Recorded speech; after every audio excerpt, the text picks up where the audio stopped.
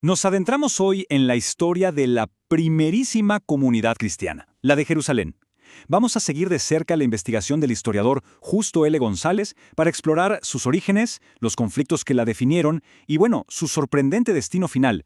El libro de los Hechos de los Apóstoles arranca con una imagen potentísima. Piensen en esto, en un solo día se suman unas 3,000 personas. Esto nos habla de una comunidad en plena efervescencia, llena de una energía y una unidad increíbles. Ahora bien, ¿es esa la historia completa? ¿Fue esa unidad inicial algo perfecto y sin fisuras? ¿O la realidad del día a día era, digamos, mucho más compleja? Esa es la pregunta que vamos a tratar de responder. Y aquí nos encontramos con un primer desafío. Tenemos pocos datos. Miren, el propósito del autor de Hechos no era tanto documentar la vida interna de la iglesia en Jerusalén, sino más bien contar cómo se fue extendiendo el mensaje. Así que para entender su historia, nos toca hacer un poco de trabajo de detective, reconstruyendo el panorama con los fragmentos que sí tenemos. Muy bien, empecemos por ahí, por contrastar esa idea, a veces un poco idealizada de una iglesia primitiva perfecta, con los matices que nos da la realidad histórica.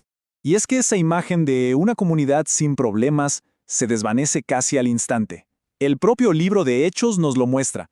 Nos habla de conflictos internos, como el caso de Ananías y Zafira, y de algo muy revelador, la murmuración de los griegos contra los hebreos porque sus viudas no estaban siendo bien atendidas. Precisamente ese conflicto por las viudas nos lleva de cabeza a la primera gran división interna. Y es fascinante, ¿saben? Porque no fue una pelea por temas de doctrina, sino por algo mucho más cultural, mucho más humano. Para entender qué estaba pasando, es clave saber que ambos grupos eran judíos cristianos. Por un lado, estaban los hebreos, los más apegados a las costumbres y al idioma de Palestina, el arameo, y por otro, los griegos o helenistas, que eran judíos más abiertos a la cultura griega. Fue justo esa tensión cultural, y no una diferencia de fe, la que encendió la mecha de la primera gran disputa. La manera en que manejaron este problema es bastante notable. Primero, se escuchó la queja. Luego, los apóstoles convocaron a toda la comunidad. Y finalmente, llegaron a una solución muy práctica. Elegir a 7 personas para servir a las mesas, o sea, una función administrativa para asegurar que el reparto fuera justo para todos. Pero, lo más interesante es quiénes eran estos 7. Fíjense, todos tenían nombres griegos. Esto nos dice que fueron elegidos para representar al grupo que se había quejado, a los helenistas. Y aquí viene lo sorprendente.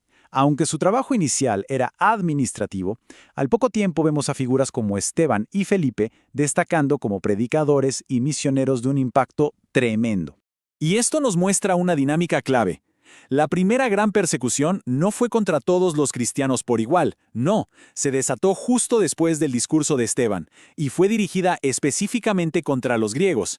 De hecho, los apóstoles, que eran del grupo hebreo, pudieron quedarse en Jerusalén. Esto sugiere que las autoridades judías veían a la ala helenista como la verdadera amenaza. Bien, dejemos por un momento los conflictos y pasemos a la vida espiritual. ¿Cómo vivían su fe estos primeros cristianos en su día a día? Esta frase de Pablo lo dice todo. Los primeros cristianos no se verían a sí mismos como los fundadores de una religión nueva, para nada. Ellos eran judíos, convencidos de que la gran esperanza de Israel, la llegada del Mesías, ya se había cumplido en Jesús. Su vida religiosa era una mezcla fascinante de lo viejo y lo nuevo. Por un lado, seguían siendo judíos practicantes, guardaban el sábado, iban al templo. Pero al mismo tiempo empezaron a incorporar nuevas prácticas. Se reunían los domingos, el día de la resurrección, para partir el pan, en una celebración que, nos dicen, era de pura alegría. E incluso establecieron sus propios días de ayuno, para diferenciarse de otros grupos judíos.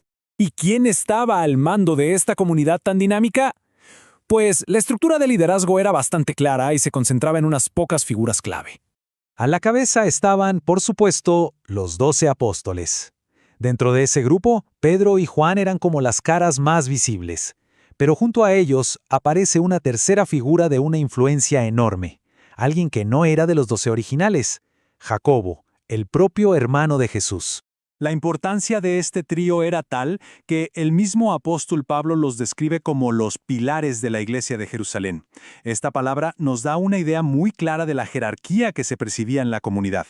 Y aquí es donde la figura de Jacobo se vuelve realmente única. A pesar de no ser uno de los 12, su prestigio era tan grande, quizás por su parentesco con Jesús, que la tradición lo acabó reconociendo como el primer gran líder, el jefe de la Iglesia de Jerusalén. Sin embargo, esta comunidad que fue la cuna de todo el movimiento cristiano no iba a estar en el centro para siempre. Su historia, de hecho, entra en una fase de declive que la llevará casi a desaparecer del mapa. La presión sobre ellos fue creciendo de manera sistemática y violenta. Todo empezó con el martirio de Esteban. Unos años después, el rey Herodes Agripa ejecuta a Jacobo, el hermano de Juan. El golpe definitivo llega en el año 62, cuando asesinan al mismísimo Jacobo, el líder de la iglesia. Esto los obliga a huir de Jerusalén e irse a Pela. Y ni allí encontraron paz, porque la persecución siguió con el martirio de Simeón, el sucesor de Jacobo. Su posición se volvió imposible. Estaban atrapados, literalmente, entre dos fuegos. Por un lado, los perseguían las autoridades judías, y por otro, los romanos desconfiaban de ellos. ¿Y por qué los romanos? Bueno, porque sus líderes, como Jacobo y Simeón, eran parientes de Jesús, y por lo tanto, descendientes del linaje del rey David. En una época de nacionalismo judío a flor de piel, eso era políticamente muy peligroso. El resultado de todo este aislamiento fue trágico. Perseguidos por los judíos, sospechosos para los romanos, la comunidad se fue quedando también cada vez más sola, separada del cristianismo que crecía en el resto del imperio. Se retiraron a zonas apartadas, donde sus costumbres evolucionaron de forma distinta. Y la gran ironía es que siglos después, el resto del mundo cristiano los vería como extraños, incluso como herejes. La historia de la iglesia de Jerusalén nos deja con una pregunta que resuena hasta hoy.